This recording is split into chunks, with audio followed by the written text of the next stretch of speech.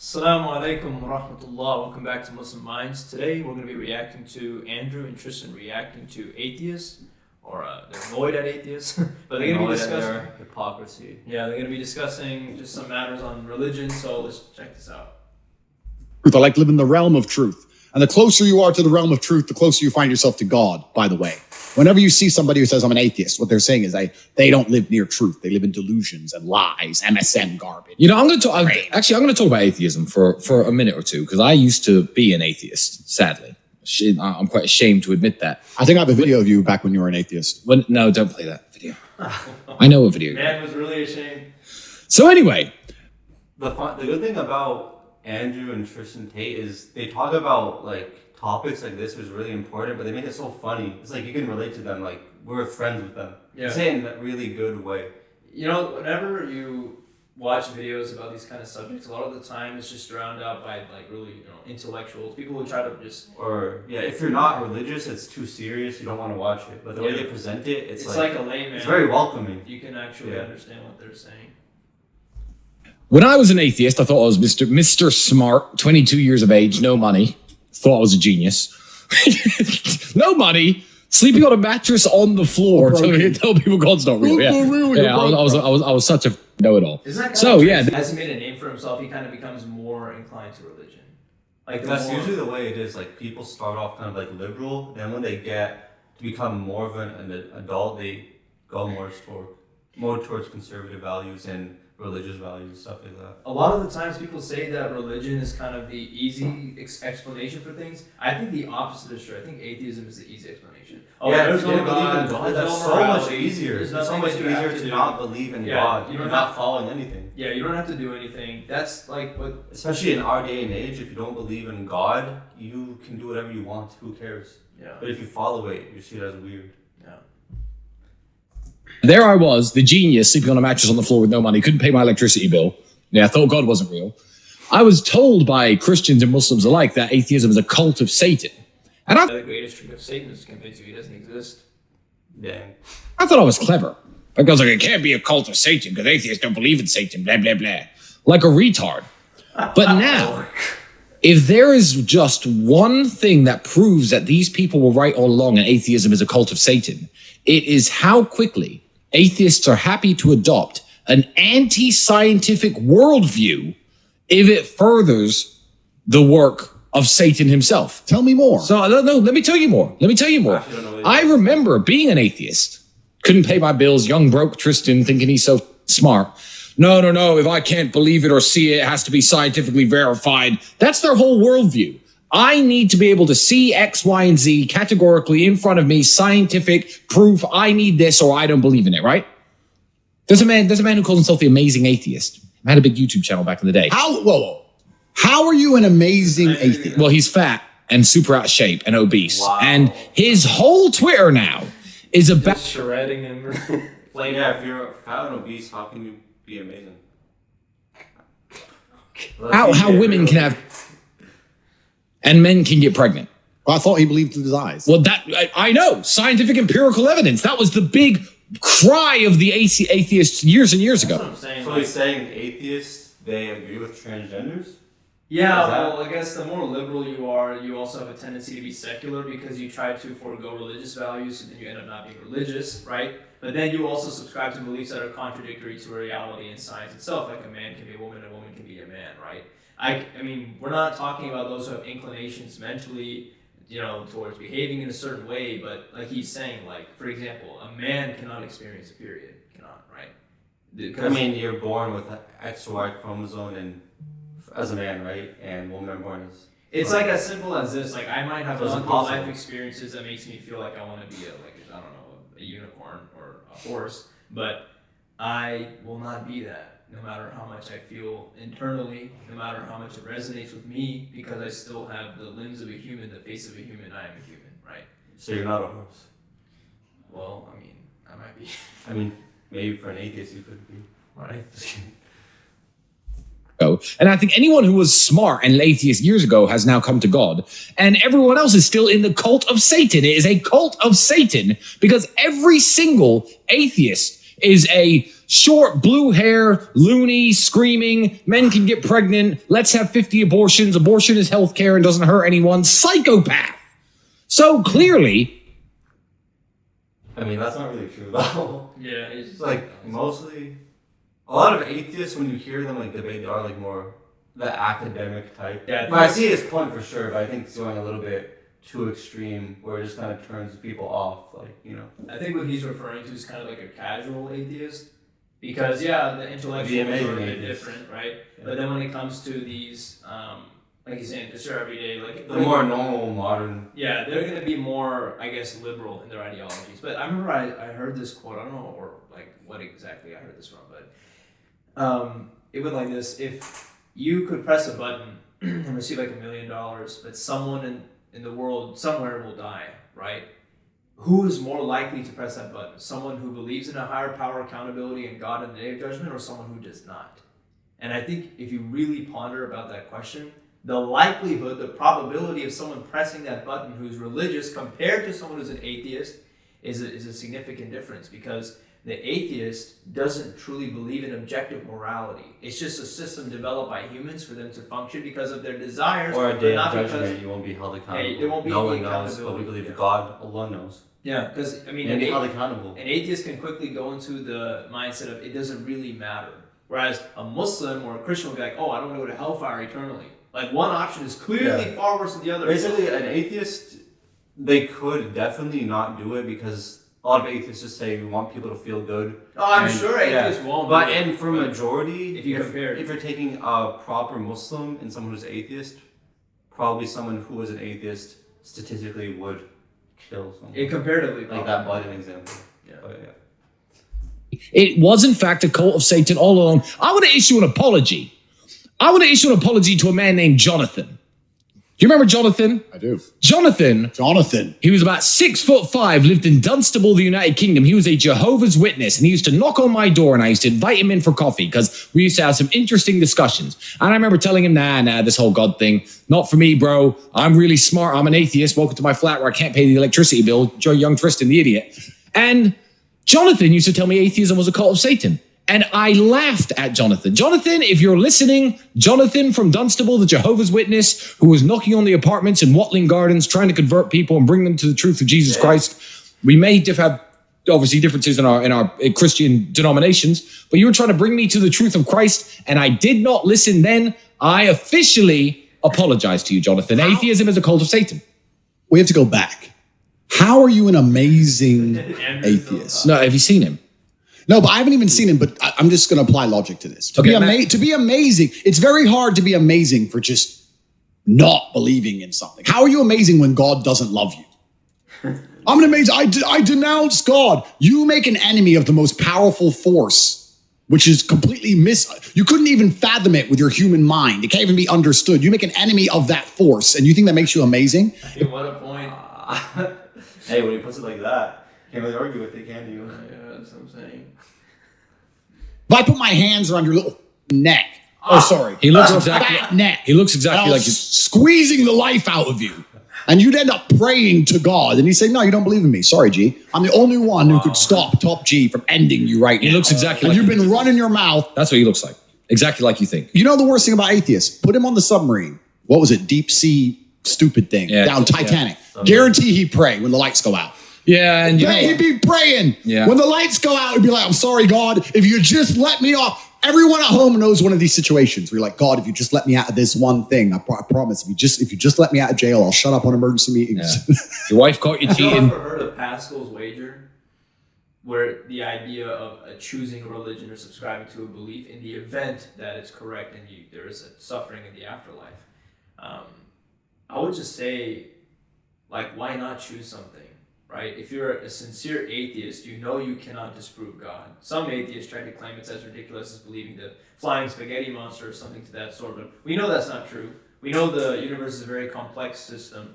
We know that an intelligent design is very well possible, right? We entertain the idea of aliens. God could essentially be seen as the greatest alien. I'm not saying this as a Muslim perspective, just to kind of get the atheists to understand what I'm talking about. So you can't even discard this idea. What we're referring to could be this being beyond our comprehension that is the designer, creator, or the shaper of the reality, right? So, and we're not believing them just for no good reason. I mean, if you actually entertain the text of the Quran and the Sunnah, right, you see the Prophet Muhammad ﷺ made several predictions that came true. You have statements in the Quran that science would agree with, that every living thing is made out of water. Something that a man 1,400 years ago in a desert would not be able to confirm. Why would he make that claim? Every living thing is composed of water. Why would he make that claim, right? Or many other things, that the sun and the moon and the earth have their own orbit. That's not something a man, illiterate, uneducated, in the desert 1,400 years ago would know, right? So these are the reasons where we go, okay, what he's probably saying that is not confirmable, the unseen, what we call it, right? That is also probably true. That's why we have the belief rooted in these things. It's because he said X, that is true. He shouldn't have known that, so it must give credence to what else, that other things that he is saying, right? So, just food for thought. You're praying. Just let me out this one, God. He would be saying to God, please, I won't be an atheist anymore. Make the submarine work. Yeah. There's no such thing as an atheist when things get real. And he's obsessed with the idea of female. I challenge him to combat. Okay, Let's settle it old-fashioned. fair enough. Me and him, bare knuckle, no rules. And we're going to work out if God is real or not. Good idea. Because if God's not real, I don't have any advantage over him, right? I believe in the power of God will ensure that I destroy him absolutely and completely. But he's an amazing atheist. Ooh, amazing. See, but we're focusing on The monkeys. We're focusing on this one guy, Andrew. I'm telling you, all atheists have given into this cult of Satan. All of them. Besides Richard Dawkins, one, grumpy old Englishman, at least he stuck to his guns. I'll give him that credit. At least he stuck to his guns. But besides him, there's now one atheist left in the world. I've met one person. I know of one man who's actually an atheist. One. And no one else is. Because every single other person, from your mate Neil deGrasse Tyson. The world needs God. If you don't wake up now as an intelligent person looking around you saying, the world needs God sooner than ever, we need him urgently, then there's something wrong with your brain, because only God can fix the mess we are currently in. Mm-hmm. Where truth is no longer truth, where lies are purported and pushed to the point, and issues are conflated at such a level that you can't even discern the argument you're having about anything anymore. Mm-hmm. You need God. God is the only thing that can preserve. Yeah, because if you have no God, or you have no objective morals that you're following, now we see in our modern days to the point where you can just say anything and someone has to believe you, or else you can get canceled. If a majority of people believe something, that's the only thing that matters with these social issues. Yeah, exactly, man. And it's literally, it makes zero logical sense. I mean, it's like you said. I mean, as long as the populace is on one favor, then you have to follow it. Otherwise, you're just deemed a moron. Because then it can just continue going on, like generation through generation. You have no morals. They'll just keep evolving. And if it's already negative now, in 20, 30 years, how much will it change? Even the last 10 years, so much has changed in our Western society, and every day it's just becoming worse. Yeah. It's like, in 20 years, if there's no morals that we're going towards, what's going to happen? Yeah, there's so much disgusting stuff in elementary schools. You can't speak about health, you can't speak about children's rights and protecting them and having them confined to just their family. Rational, it's common sense. It's being challenged. It's crazy. Observe your human experience. Someone on Twitter, I can't remember who, said something. X. Sorry, Elon. Someone said something very interesting. And it was talking about a debate between Christianity and Islam, which I do not want to do because I believe we're all brothers and I believe we're all on the right side. But he said something super interesting. And I can't remember who it was, but he said, when you see a movie about a post-apocalyptic Christian society, America, England, whatever, law breaks down. It is like the purge. People are destroying each other without remorse or recourse. But when you see a post-apocalyptic Islamic society, which exists right now thanks to the West. Thanks, Obama. Thanks to us fixing 9/11, I guess, somehow. Mm-hmm. Bringing freedom, spreading democracy. Spreading democracy by destroying farmers in some country 4,000 miles away. When you see a post-apocalyptic Islamic society, they still have family. They still pray. Yeah. They still care about each other. There's no purge. I'm not saying that's perfect. Yeah, to blame the instability and to blame the instability in the Middle East on the religion after they've been attacked, secular governments have taken over. You have civil war, you have bombings, you have, your home is being uprooted, right? People then turn to what they have in an extreme, desperate attempt to try to establish some kind of control, right? That's where extremism comes from. And one of the most abusable things in this is religion. That's just the fact that that's the reality. And that's what Andrew was saying. Even if something is so horrible to happen, the Muslim society, they'll keep doing what they're doing because they have those objective moral values.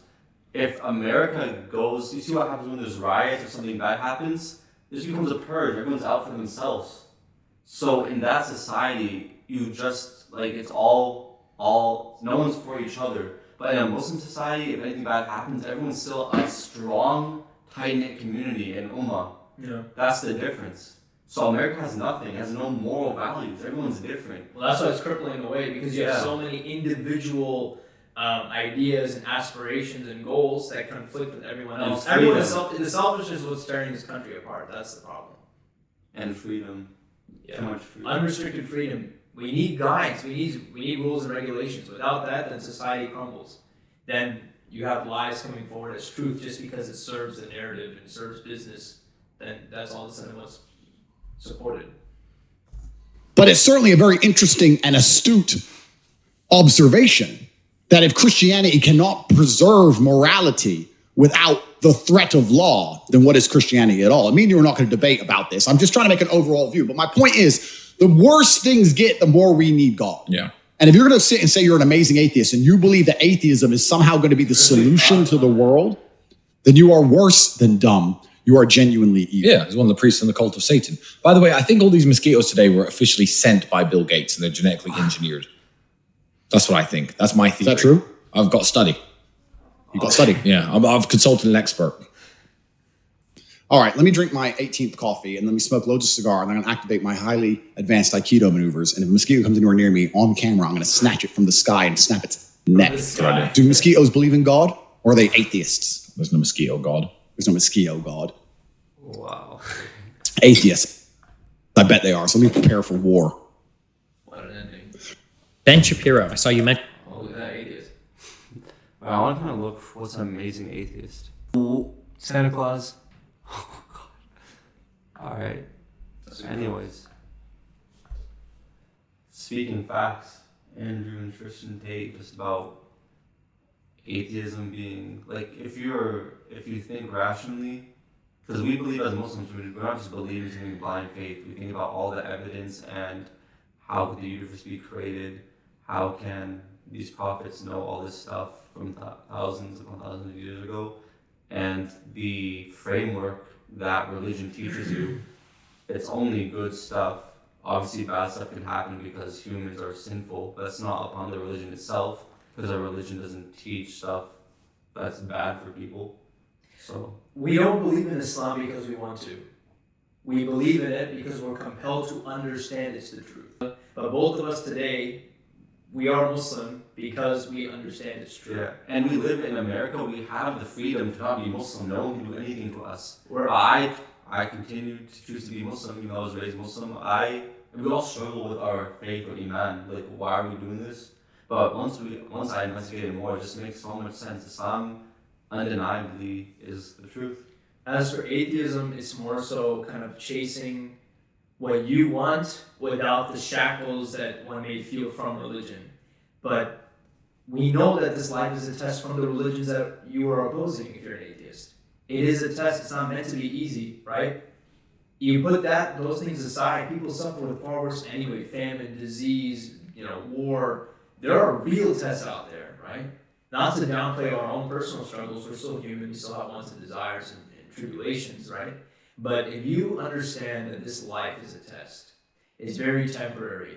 You just obey your Creator. Then He grants you the eternity of bliss and the most beautiful place you can possibly imagine, right? Which caters to this natural human desire of an unending list of wants and desires. That's how we are. We're like that for a reason.